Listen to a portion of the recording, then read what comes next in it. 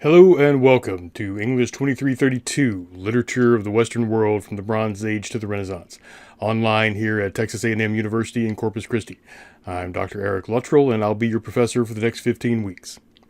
This is a core curriculum course, which means that it meets your core curriculum requirement in language, philosophy, and culture. And that means that the course is designed to be relevant to you no matter what your major is, whether it's literature or business or medicine or anything else. The class has three goals. One is probably pretty obvious, that is to introduce you to some specific works of literature that have been considered valuable by people across the centuries and across the world.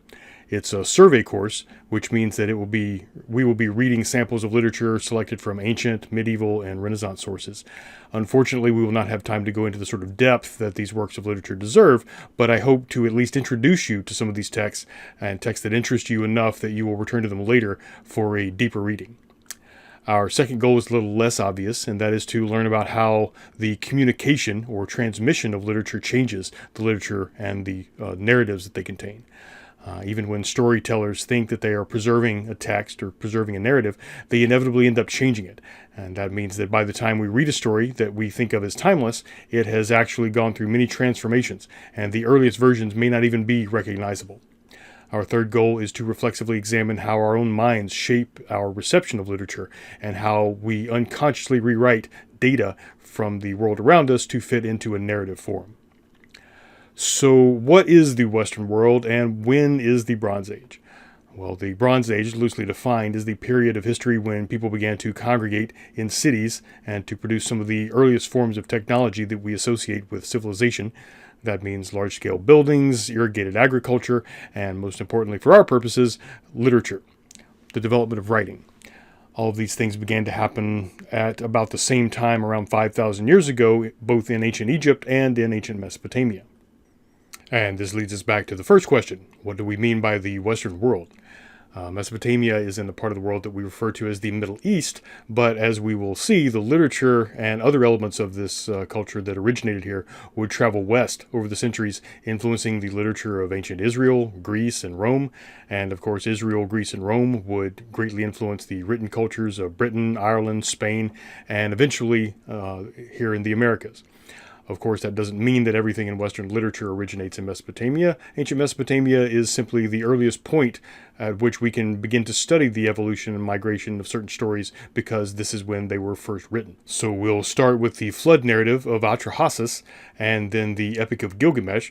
Both of these texts have early versions that were written down by at least 1600 BCE, with elements of both of them dating back much further. And they continue to be revised for the next 1,000 years.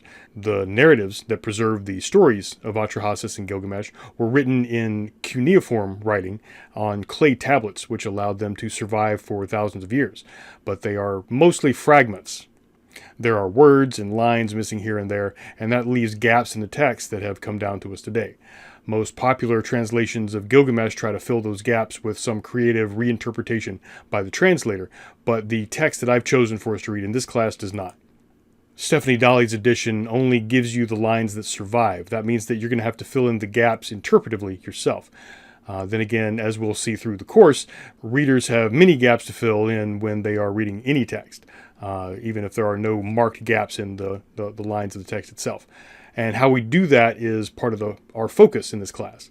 And for this reason, you will need Dalley's edition of Gilgamesh and Atrahasis that are included in this book called Myths from Mesopotamia.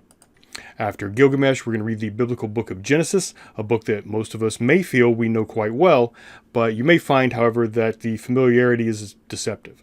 We're going to read Genesis in the way that biblical scholars read it, and we're going to find that Genesis also, like Gilgamesh, requires us to fill in many gaps with assumptions that might originate outside the text.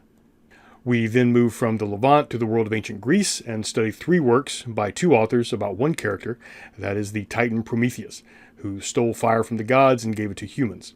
We'll read the Theogony, or the Origin of the Gods, and the poem Works and Days by the poet Hesiod, and then we'll read the play Prometheus Bound by the playwright Aeschylus. This will also be where we introduce the genre of theater alongside epic poetry and prose narrative. We'll read sections from Homer's Iliad and Odyssey. I expect that many of you may have already read the Odyssey, and you probably remember Odysseus' adventures with the Cyclops and the Lotus Eaters and Calypso and that sort of thing. But what many people don't notice, however, is that in the Odyssey, it is Odysseus himself who tells those stories, a narrative within a narrative. And instead of focusing on his adventures, we are going to be focusing on Homer's portrayal of Odysseus as a storyteller and the events that lead him to tell his own story to the Phaeacians. As we move a few centuries ahead, we will read Virgil's Aeneid, and we will see that Virgil has borrowed some of the obvious story elements from Homer, but he has put them in a distinctly Roman cultural narrative. Achilles' rage and Odysseus' trickery made them interesting characters in Homer's day, but the Romans wanted a hero that put duty first. The Latin word that Virgil uses is pietas, fulfilling your duty to fate or to the gods, to your nation, or even in the face of furor, which is the Latin word for passion, such as the passionate affair with Dido that tempts Aeneas to settle down rather than fulfilling his destiny. We'll look at Old Norse literature. You'll have a choice of readings in this unit. You may choose to read the saga of King Hrolf Kraki. You may not have heard of this one, but it shares a historical backdrop and at least one character with the Old English poem Beowulf. In fact, Beowulf and Hrolf Kraki's saga both belong to a family of folktales that have been found around the entire northern hemisphere, from Iceland to Russia and even to Native American oral stories in Canada, the US, and Mexico. Or, instead of Hrolf Kraki's saga, you may instead choose to read the story of the Danish prince named Amleth that appears in the chronicle The History of the Danes by the medieval historian Saxo Grammaticus. The character of Amleth is the forerunner of Shakespeare's Hamlet, and his story closely matches Shakespeare's play, but the character is something very different. After that, we will read the Old English poem Beowulf. Beowulf depicts a level of social intelligence that is nearly always overlooked by readers of the poem. It also introduces a narrative problem that is new to the Middle Ages, and that is how to integrate old pagan stories after the people have been converted to Christianity, a process where we will call syncretism. Then we'll move down to Spain in a time when it is divided between Muslim kingdoms from North Africa and Christian kingdoms of Western Europe. In the Song of the Cid, we meet Rodrigo Diaz, a Christian who fights against Muslims, but also with Muslims, alongside Muslims, and Christians against other Christians and Muslims. His Muslim soldiers respected him enough to call him Sayyid, Lord or Commander, and this leads to the nickname he has among the rest of his men, which is El Cid, or Mio Cid, my commander. El Cid was not a noble, but he becomes one of the most powerful people in Spain through his victories on the battlefield. In medieval Europe, before El Cid, if you weren't born noble, you just didn't matter.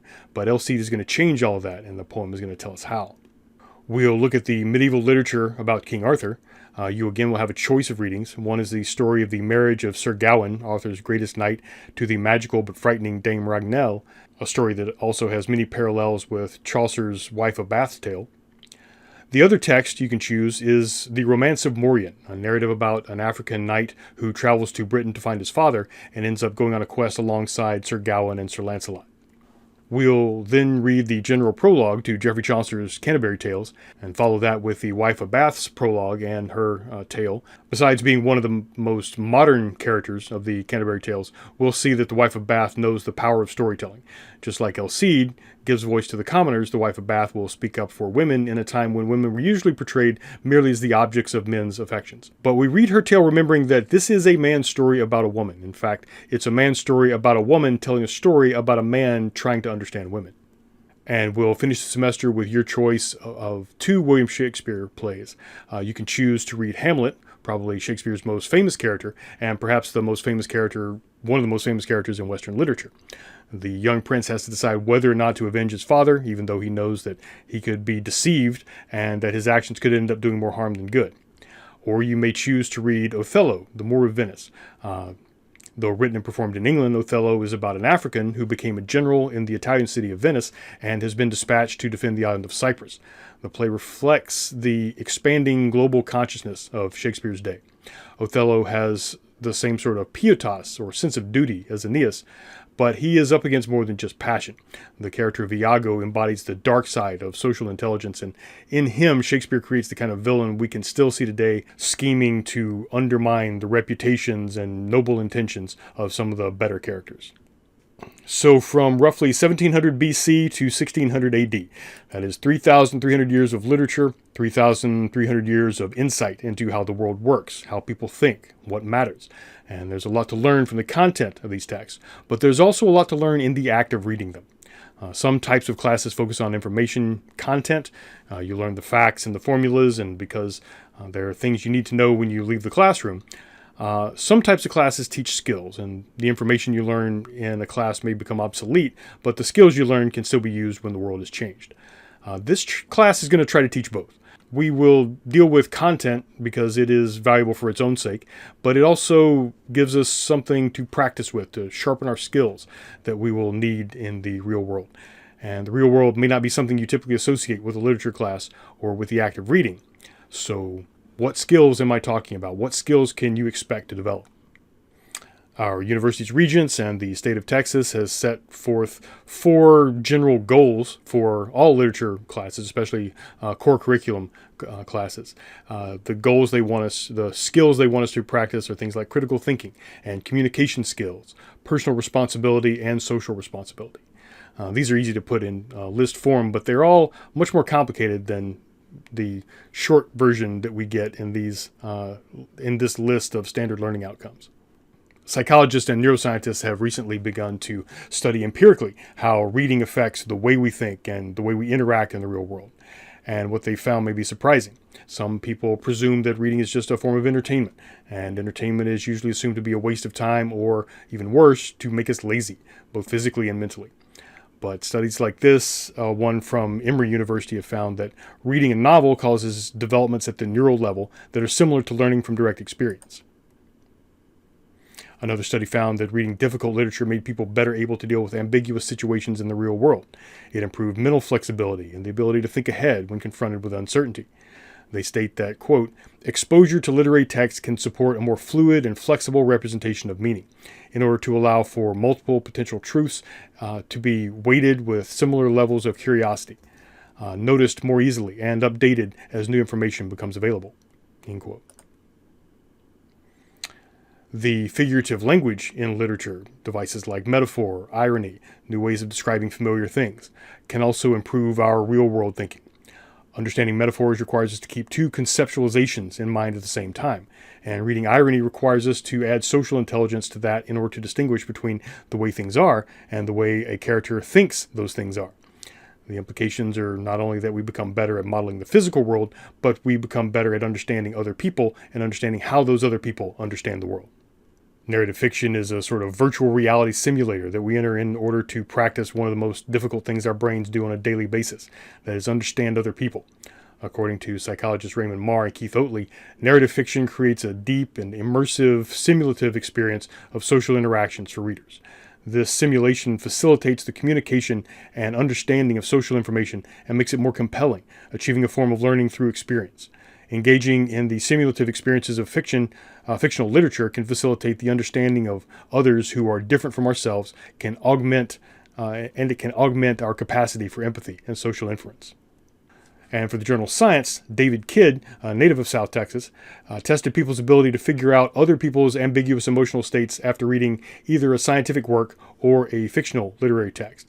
And Kidd and his co-authors found that social intelligence is improved more from difficult literary fiction than from nonfiction.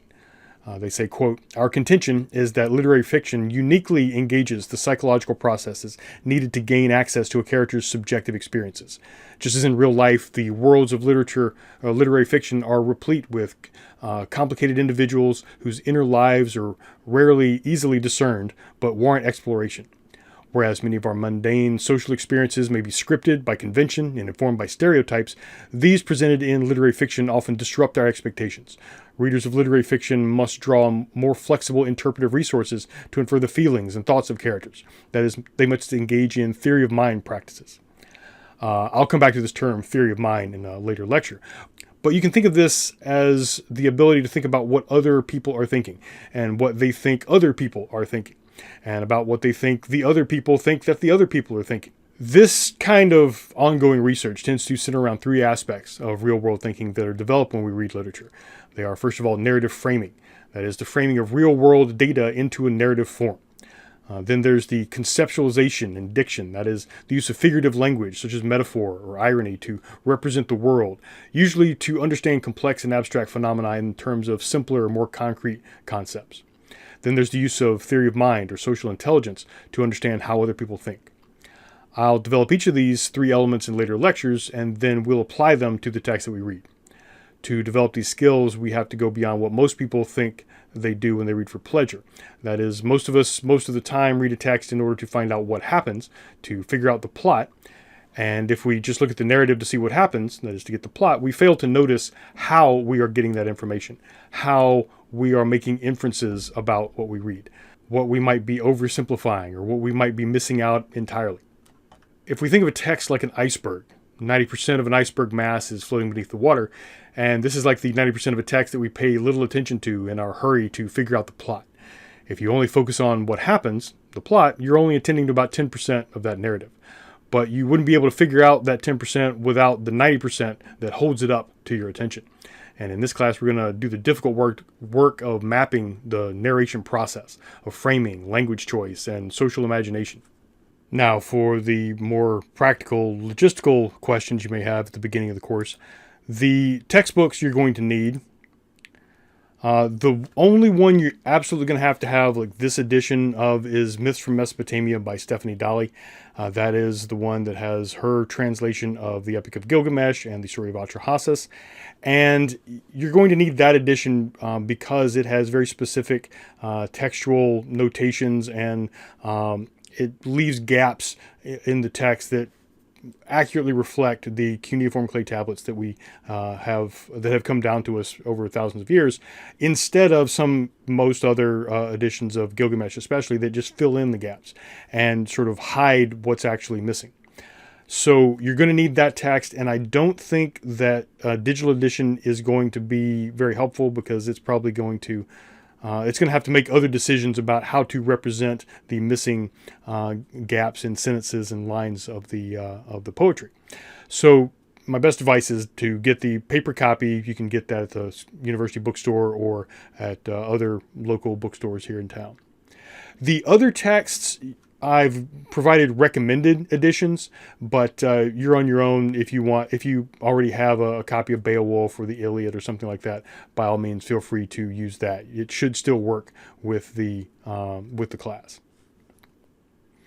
Now, most of everything that you do and the schedule of things to read and that sort of thing, all of this is going to be on Canvas. So if you go to the main Canvas homepage, you will see announcements at the top of the page. If you click on the page that says Unit 1 videos, or any of the other unit videos, you'll see something like this. You'll see links to YouTube videos like this one. I'm sorry to have to send everybody to YouTube, especially if it's creating like advertisements and things like that. It's just that the file capacity for Canvas is very limited. In addition to the videos, you'll see the readings that are assigned. I'm using Unit 3 here as an example because it's pretty complicated. You're going to be going back and forth when you read the Epic of Gilgamesh between the Old Babylonian version and the Standard Babylonian version. That is, two versions written around 1,000 years apart. But I'm going to try to make it easy the way the things are listed. If you're watching these videos embedded in Canvas, I recommend that you watch it and the rest of the videos directly on YouTube. You should see the link to the video directly below the embedded video, but you can also type in the address at the bottom left of the screen.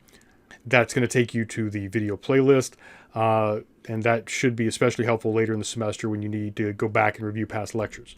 I recommend you use a large screen, so watching it on your phone is probably not going to be a lot of help, especially when we're looking at maps or timelines or things with relatively small text that would look much larger and easier to read on a laptop or other screen. I typically watch videos like this one, except made by other people. I usually watch them around like 1.5 speed so I can get through it a little faster. You can usually comprehend whatever's being said at that speed without even really noticing it. In fact, when you go back down to a normal speed, it seems really slow. And whether or not you speed up the lectures, you should always stay focused. Don't just sort of assume that because it's playing and you're focusing on something else that you're taking in the information. Treat it as if you were in a classroom, and definitely take notes. Have a paper notebook that you actually write down notes in, both from the lecture and when you're reading the text yourself. Whatever you have written on handwritten notes, you will be able to use on the quiz, and you're going to be able to use on the midterm and final exams, which I'll explain a little bit more in a minute. But there's a ton of research showing that people who take notes on a computer, when compared with people who take notes on paper, the people who take notes on paper do much better, both when they have access to the notes and when they don't have access to the notes, because the act of writing it down, you have to sort of process the information, not just the sound. You're not just transcribing sound into text. You're actually thinking about, what is he talking about? How do I shorten that enough that I can write it out in a decent amount of time? Always be on the lookout in the videos for red font. If it's in red, that means I will ask you about it. I'm going to expect you to know whether it's a term or just a short passage. If it's in red, write it in your notebook. Even terms you might think like everybody knows what a story is, right? Well, I'm going to be very specific about the distinction between a story and a narrative, so I put that on one of these little index cards, and I put it in red so that you notice that is something I need to know very specifically in this context, what it's referring to and what it's not referring to. Now, I mentioned the quizzes. Every week there's going to be a quiz. It is going to be 10 questions. You're going to have 10 minutes to answer it. There will all be multiple choice, and they will be the kinds of questions that if you've read the text and you've watched the videos, they should be pretty intuitive. But they're not just going to be about the plot. As I mentioned earlier, the plot is just the sort of the content that the narrative has to present to us in a particular way. That particular way is what really makes literature more than just conveying a story. But that's why you're going to want to take notes. You will be able to use those notes when you take the quiz. But when you take the quiz, you're going to need to do it on a computer that has a camera equipped, whether it's external and attached or whether it's built in. And you're going to be using the Respondus monitor as well as Respondus lockdown browser. That is a software that's going to show your screen, so be sure that you've got nothing there that you don't want me to see, and nothing in the background you don't want me to see, because it's going to be recording your screen and it's going to be recording you. So it's going to wait till it can see your face, that you're looking at the computer as you're taking the quiz. This is to make sure that no one is using one of the cheater apps where you can hold up your phone and have AI answer a question for you. That you don't have another person there assisting you. It's looking at your screen to make sure that you're not that you don't have a text open, that you can do a text search or something like that very quickly. And if any of those, if the software or if the AI for Respondus interprets what you're doing as suspicious, it's not going to automatically dock points or anything like that. It's going to notify me. Then I will watch the video to see, are you actually doing anything suspicious? And if you're not, it's no big deal. But if you are, then we'll go to the next step and have to talk about whether you get a 0 for that assignment. Now, again, if it flags your quiz as somehow problematic because you're looking at a paper notebook, that is totally okay. When I go in and see that video and I see you have a paper notebook, I see you using a pen and pencil, that is completely fine. But anything else on the screen, like if you have the text that you're being quizzed on the screen at the time, that is going to be a problem. The midterm exam and the final exam are both going to be very similar to a very long quiz. In fact, it may have some of the same questions, maybe not exactly the same questions, but phrased the same. So you will want to go back over the quizzes. You will not be able to see after the quiz, you will get your grade. You will be shown which ones you got right, which ones you got wrong, but it's not going to show you the right answer because I want you to know not just what the right answer is, but why it's the right answer. So to do that, I want you to actually go back to the text or to the lecture video, or contact me and we can talk about why one answer is right and the other answer is wrong. That's much more important than which answer is right or wrong. In addition to that, there might be like a short answer section to those, the midterm and final exam. You will again be able to use handwritten notes. You will again have to use the Respondus monitor and lockdown browser with a camera attached and that sort of thing. It will be timed, but you'll have maybe something like an hour, much more time to do that. Like the quizzes, the midterm and final exam, you'll have a window of time within which you're going to have to take it. But once you start it, you have to finish it. So be sure that you have a safe internet connection that you can rely on. It's not going to cut out on you. Make sure you're not going to be interrupted during that time, because once you start within that week-long window for the midterm, week-long window for the final, once you start it, you have a limited amount of time to finish it, and that's the one chance you have to do that. So be sure you've got access to the internet that you can rely on and you're not going to be disturbed. Each week there's going to be a discussion forum. I'm going to try to give you a range of prompts, or at least a sort of open-ended prompt, and say, think about this larger concept in relation to this text, or maybe compare this text to a more recent work of literature or movie or something like that. Your response should be around 150 words. And I highly encourage you to respond to what other people have written. So if somebody else said something you think, oh, that's very similar to my experience, or I very much disagree with what that person said, that is an excellent thing to use to sort of get you thinking about the text and what you would say about it. I want to make this as much like a conversation as possible. Just like we're all in the classroom and we can all talk about our interpretations of the text to each other, we start to notice things we wouldn't have noticed otherwise. So I want to create that in an online class as close as possible. And so I want you to read other people's posts, and then, if no one else has posted something, obviously start your own. And if you've got something very different than what anybody else has said, you can start your own. But look and see, is there something somebody else said that I want to respond to? The quizzes and the discussion forum each week is going to be due. It's going to be posted on Monday. It's going to be due the following Monday, with the exception of anytime there's a holiday. So if there's Labor Day, the second week of class, then instead of being due on Monday, it would be due on Tuesday. And then there are the writing assignments. As I mentioned, we have certain student learning objectives handed to us by the A&M system and the Texas Board of Regents. We want this class, the reading and the engagement with it, to facilitate things like critical thinking, communication skills, personal responsibility, and social responsibility. And to that end, we've got writing assignments due the week of midterms and the finals week, probably just 2 for the midterm and 2 others for the final week. They're not going to be like the old 5-page essays, but they will require some level of interpretation of the text, usually a text or a theme of your choice, maybe a theme that connects multiple texts, maybe something specific in one text. These will be structured writing assignments, but they will leave a lot for you to add. Now, obviously, there is the temptation to let ChatGPT write something like this for you. Typically, people do that when they think, oh, I'm not a very good writer and I'm going to make a bad grade if I just trust myself on this. Well, this is a low stakes assignment. I'm not going to be checking your grammar.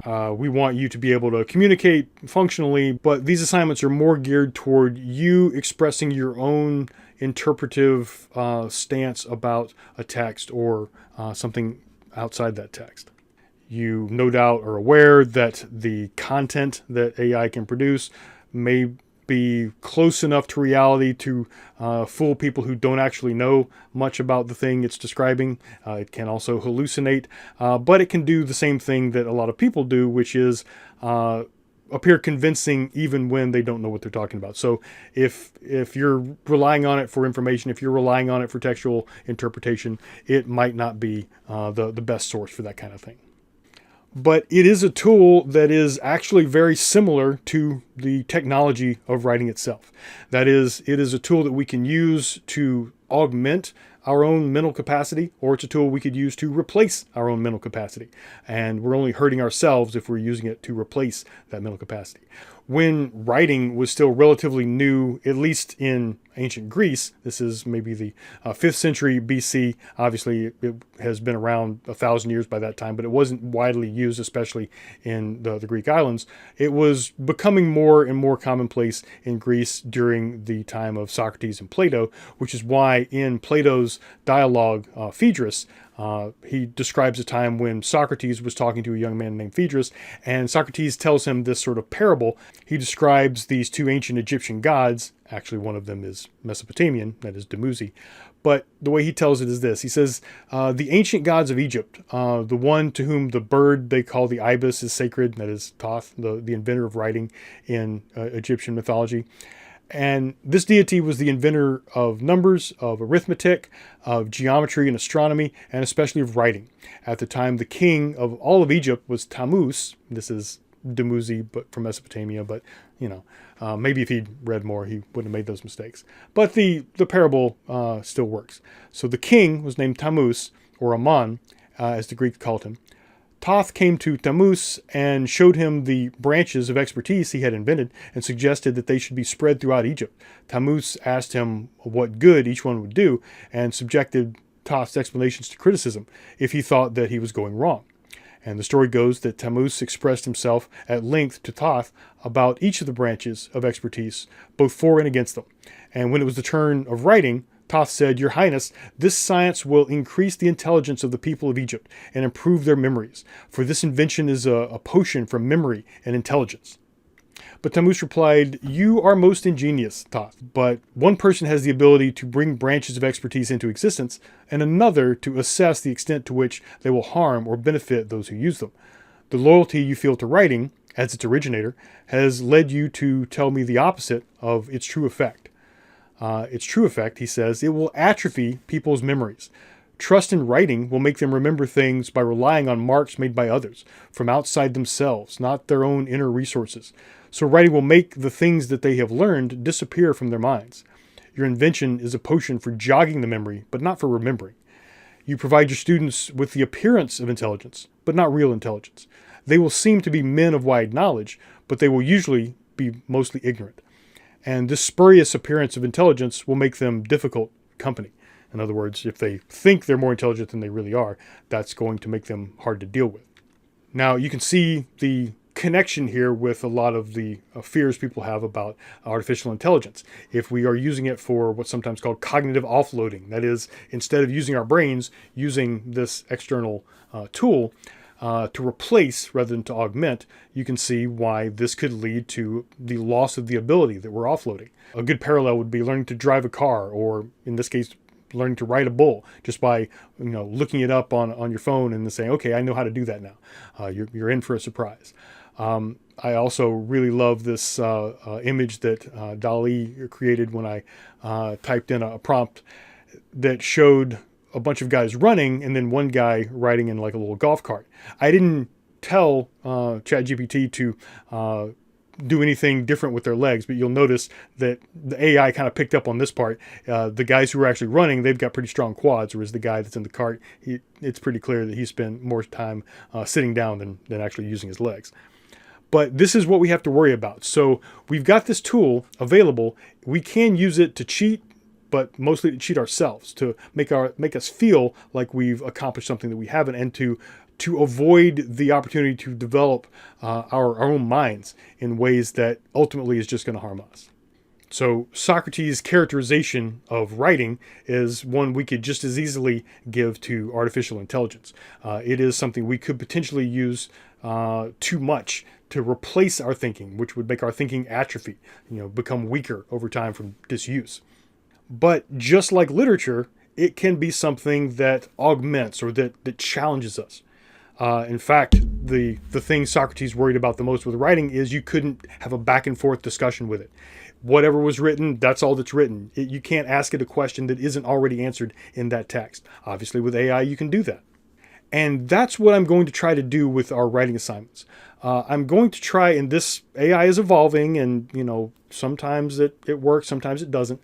But I'm going to try to create, for some of these writing assignments, I may have an AI prompt that I will write the prompt and leave out something so that you can sort of fill in. But it will be something like, pretend you're this character in one of the readings we've read, and you will decide which character. If you want to have a conversation with Gilgamesh, or if you want to have a conversation with Helen of Troy from the Iliad, or the wife of Bath, or Othello, I'm going to try to create a prompt that will be structured so that once you decide who you want to have that dialogue with, it will then take what it knows about that text and the character within that text and try to represent what would this character say if you asked this character this question. How would this character describe the situation as he saw it, given the limited perspective that character has? And another thing that AI is going to potentially have the potential to do for us is this ancient literature has been written about for pretty much all of its existence. So the Epic of Gilgamesh had commenters writing in the 6th century BC. The Iliad, Alexander the Great traveled around with a copy of the Iliad that he kept under his pillow that had annotations by Aristotle on it. So wouldn't it be great if we knew what people in ancient times and in other countries had to say about these same texts? people who live very different lives than we do, live in completely different worlds, but are reading the same thing that we're reading. And also, a lot of scholarship on a lot of these things is written in other languages. Like in the Germans wrote the majority of the scholarship on Greek literature wasn't actually written in Greek, much less in English. It was mostly written in German. And I'm going to try to set up an AI prompt that can go through all the German scholarship that has not been translated and answer a question you might have. And so these writing assignments are really going to be opportunities for you to say what interests you about these characters, these stories, their origin, and how. And I'm going to try to figure out a way to get the AI to sort of help you find answers to some of your questions, and also maybe ask questions that you are going to be asked to respond to. This might include, right now, I'm sure there's going to be great software for this one day, but until it's here, what we're going to have to do is I will write the prompt out. You have to copy that prompt, paste it into an AI, and then, make whatever specific additions or customizations that you want. Then whatever the response is, there might be a conversation that goes back and forth where it asks you questions and you respond, it asks you another question.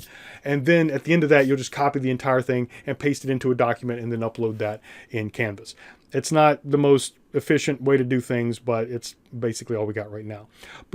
And sometimes it's going to work. Sometimes it's going to give you good answers or good conversations. Sometimes it's just going to give you generic sort of feedback.